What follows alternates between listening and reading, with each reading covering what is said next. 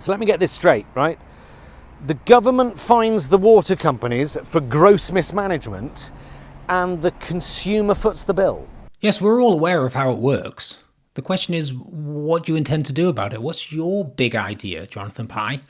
With a little bit extra on top because, they've got to keep their shareholders happy with big fat dividends. Let's go through the options, yeah, shall we? What have we got? We've got, obviously, nationalisation. There you go. That would be an obvious solution, wouldn't it, to this incredibly ridiculous mess that we found ourselves in? Nationalisation. Yeah, but how's that going to come about? You know, don't you? You know what it takes, nationalisation. It takes a left-wing government coming into power. And left-wing government, you're going to need a left-wing movement. And you know what happens with the left-wing movement, don't you? Anti-Semitism. Yeah. 600 quid a year for... It's water! Let's come up with some other solutions, because Pie certainly doesn't. More regulation. We could have more regulation. That seems perfectly reasonable, doesn't it? But, regulation, it's not very cool, is it? And Pie's a cool guy, right? I mean, he's pro-business. Come on. And regulation, red tape, that's the big problem with regulation, isn't it? It ties things up. It stifles innovation, which is what water companies desperately need. Think about, what about the small water startups? It comes in rain for its fucking water.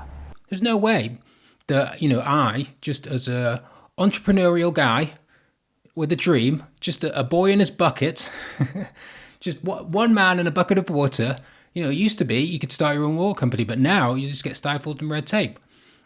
Thames Water, I imagine, how did that start? Probably it was just a guy, just like a teenager in his bedroom, you would imagine, right? It's just a boy with a piece of lead piping and a dream to make it big.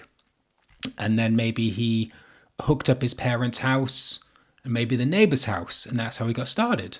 You couldn't do that now, could you? You'd just be all the red tape, all the red tape. You imagine the two houses that he's hooked up, and then there's just like in the middle of the street in between them, just this huge geyser of water, just thousands of gallons of water pouring out onto the street. And his parents like, Donald, what is all this water all over the street? Where is it coming from? We're only two houses. How are 50,000 gallons of water being wasted? Donald's like, Victorian piping, isn't it? Sorry, but these repairs are going to cost hundreds of thousands of pounds. I'm going to have to pass it on to you, the consumer. And that's probably how Thames Water started, by bankrupting its first two customers. And since then, it's gone from strength to strength. Now it's the whole of London because it's such a great company. But maybe it's dinosaur. Yeah, maybe we need a fresh AI-driven, online, remote, like water, like young people. We need some fresh blood. We need like a tech water company called like Drop or Splash. And it's all done through apps, and there is no piping, and it's just delivered to you by thousands and thousands of immigrants on mopeds. When does this stop? Every other month. Earlier today, mega bastard utilities announced record profits and celebrated by murdering 6,000 kittens. And now the weather. When's it going to stop? That's not the question. It's never going to stop. The question is, where do we go from here? I mean, we're just getting started, Pi. There's so much more to privatise. Think about it. NHS, that's obviously next thing on the chopping block, but after that you got to get creative. Yeah, what else have we got? We've got, in this country there aren't too many toll roads, are there? Yet. So, that's one way we could go. Police force, I think privatised police forces. You're already seeing sort of privatised space, places like Canary Wharf, that has its own sort of security. So that's bubbling along nicely. It's coming into fruition. What else could you do? Privatised fire brigade. Back in the day, I don't know if you're aware of this, Pi, but there used to be private fire services, like rival companies that would try and put out your fire around London. So you'd call them up, and various different companies would arrive, and they'd all want to put out the fire themselves to get the money. And they'd end up squabbling and fighting each other and probably starting other fires that then another fire service could come and put out. I blame Thatcher. Thatcher, right. Sure. Yes, you can. Yeah, I think you'll find you can blame Thatcher for pretty much everything. Look, no one's saying you can't blame Thatcher. It's just that she's been dead for 10 years. I just don't see how that helps us exactly.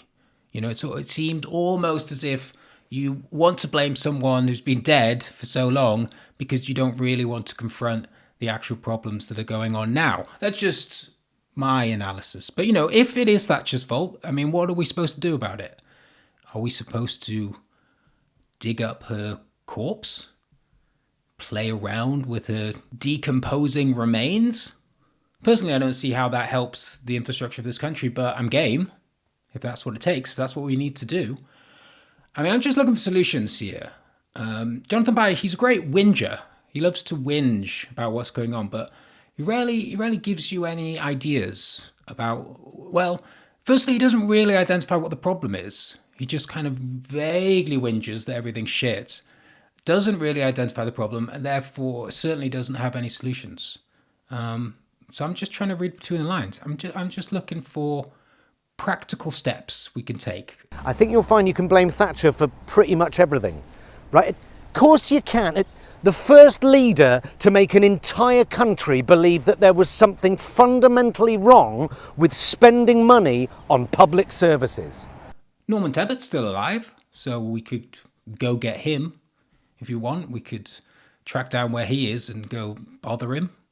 That would, I mean, what we could do is we could email him and say we're an African king trying to get some money transferred, because, you know, old people, they're pretty easy to scam, aren't they? Actually, what we could do is could email him and say we're from the NHS.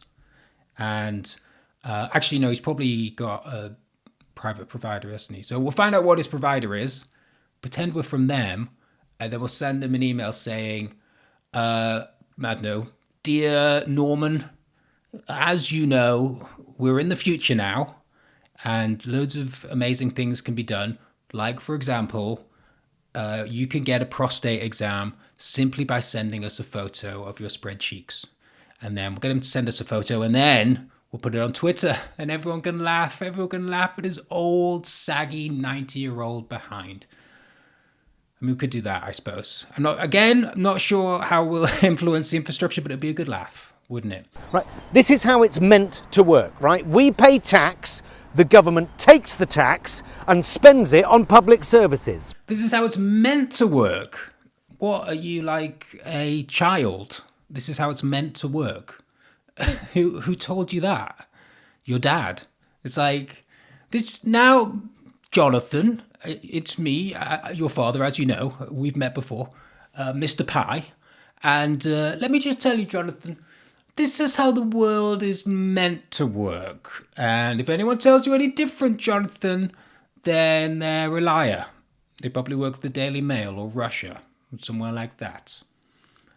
This is how the world's. So, I mean, imagine the Jonathan Pye of Gaza, for example. And he's just doing his little show, just like he's here, but like behind him is just a bombed out hospital. And he's just like, and I'm here again outside a completely destroyed nursery school after the most powerful military jets in the world, funded by the most powerful countries in the world, has carpet bombed this entire town. Now, let me tell you, this isn't how it's meant to work. Oh no, this is not how it's meant to work at all. That might sound like loony, lefty, socialist bollocks, but there isn't a country in the world that doesn't work like that to some extent. Well, some places aren't countries, are they? Like Gaza. But I don't know, Congo? Does that work like that? North Korea, maybe? I mean, things can get bad. Not saying they're going to get to North Korea levels, but there's just this like assumption. This is how things are meant to work. And it's like, it'll just happen. If you just get like someone like Keir Starmer in, then it'll just sort of happen on its own organically, because this is Britain and this is how things are meant to work. Look, I mean, all there is how things are now, the direction of travel, and what you're prepared to do about it. Right, but most of our public services are now owned by private companies whose main purpose, and in most cases only purpose, is to make profit. They don't work for you or the government or the council, they work for shareholders. What do you want to do about it though, Pye? You know, I mean, I've got a spade. Should we get digging? I mean, what are you talking about? Privatization, it was sold to the nation as giving us more choice as consumers, and there is a choice. Get fucked hard over a barrel with zero lube, or go without heating and water. There's your choice. Oh, now it's getting interesting. And this is why Pi is a pro, of course. An expert avoidance of the R word. I mean the other R word. Unless I'm severely mistaken by the picture he's painting. But hey, it's fine, doesn't matter. Help is at hand. We got a Labour government now, haven't we? So, hello? Nothing. Maybe they've gone out. I mean, what was their promise? I mean, a gentler arse fucking, I would say. And okay, they haven't delivered. The arse fucking is as violent as ever. But, that's the great thing. That's the genius of Starmer, right? He only has like these sort of small goals, achievable goals, incrementalism.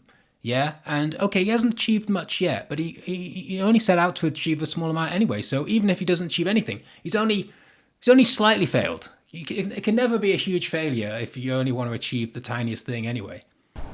It's not reasonable for people to expect Labour to turn around 14 years of Tory mismanagement, greed and utter fuckduggery in 7 months. No, it's definitely not reasonable to do it in 7 months. What is it? What is the time frame for turning around fuckduggery? I mean, this is the thing with Pi, right? He's very good. He's a good writer.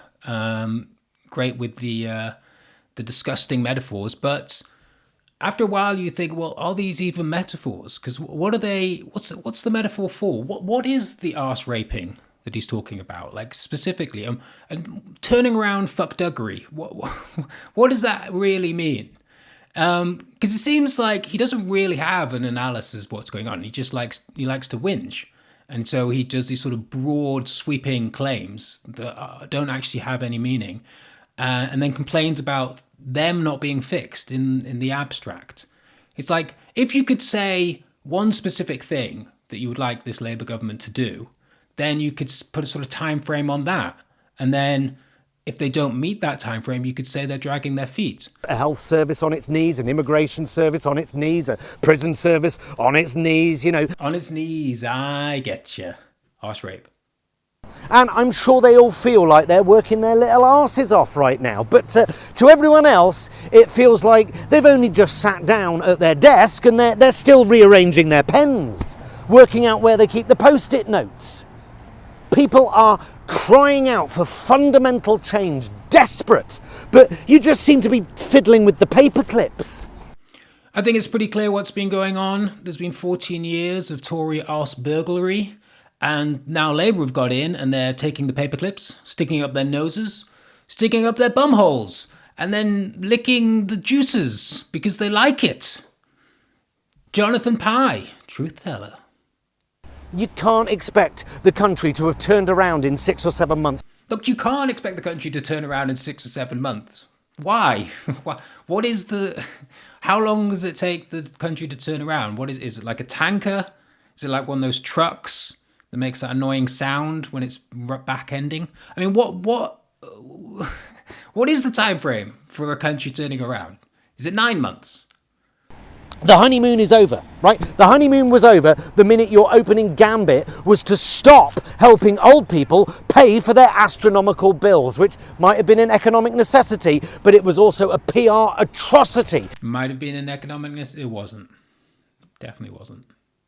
When are you going to help the people you were put in government to represent? Hard-working people. Labour. The clue is in the title. The clue is in the title. Reform. The clue is in the title, isn't it? They're called Reform, so they're going to reform the country. That's how it works. Look, the thing, what I'd say to Pi, if he is out there listening, sure he is, look into it, Instead of just ranting, like 14 years of Tory mismanagement, fuckduggery, it's just totally dismissed as, well, the Tories are bad guys. This is Pi's political analysis. Tories bad, Labour good. Tories were in power for 14 years, bad things happened. Labour are in power, and Labour are good, but bad things are still happening. What's going on? It's crazy. It can't be a fault of the analysis. The analysis is thorough. There must be something else going on.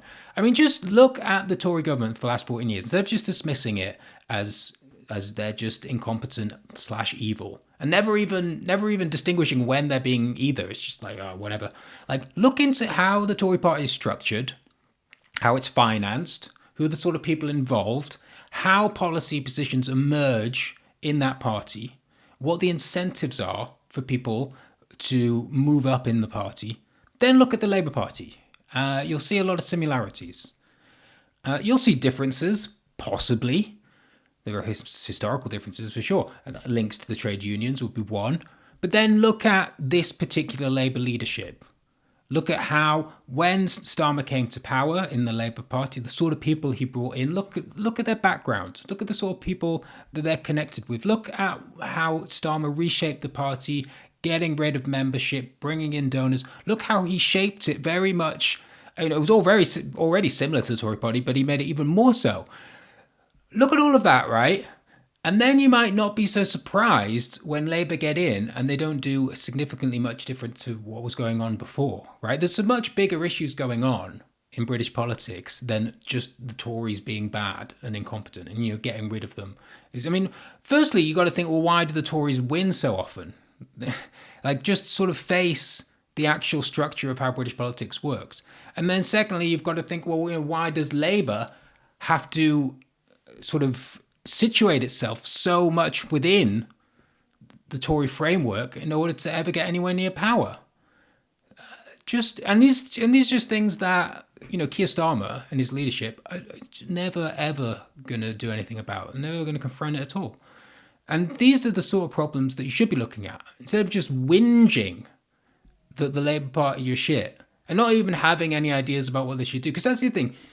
The thing with Pye is, like, he's annoyed that Labour aren't doing anything, but he also completely buys into all of Labour's propaganda about not having enough money, about having to make tough decisions. So he's perfectly trapped between, on the one hand, completely swallowing, because the thing is, the sort of media that he reads is the sort of media that generally is backed the Starmer government, well, the Starmer leadership into government. And so now he's still reading that shit, and he's listening to all the arguments, and oh yes, I guess it makes economic sense. Rachel Reeves, she knows what she's doing, and it's like, but then he's looking out at the world and seeing that nothing is changing or it's getting worse. And so he's like, well, he goes out of the world. It's like, oh god, it's terrible, isn't it? Read The Guardian. Well, they're quite good arguments, I suppose. Oh, the world's still bad. Reasonable argument. And it's just like, he can't, it's just the perfect, he's frustrated, but also completely acceptant of the reality that he's in. Oh, and fuck Sainsbury's. £1 billion in profit last year, and yet it's cutting 3,000 jobs. Why? Rising national insurance contributions. Now, that's not Labour's fault. It's not Labour's fault. I read it in The Guardian. Labour no one could have predicted it. And Labour had no choice anyway, economic necessity. But it's very annoying. At the same time, economic necessity makes perfect sense. World is fucked. Very annoying. That's just greedy corporate weasels blackmailing the country. If you make us pay our fair share, then we're going to fire everyone. Fuck you. I'm buying my bog roll from Morrison's from now on. Yes. No, don't go to Morrison's, man. Don't do it. Go to Lidl.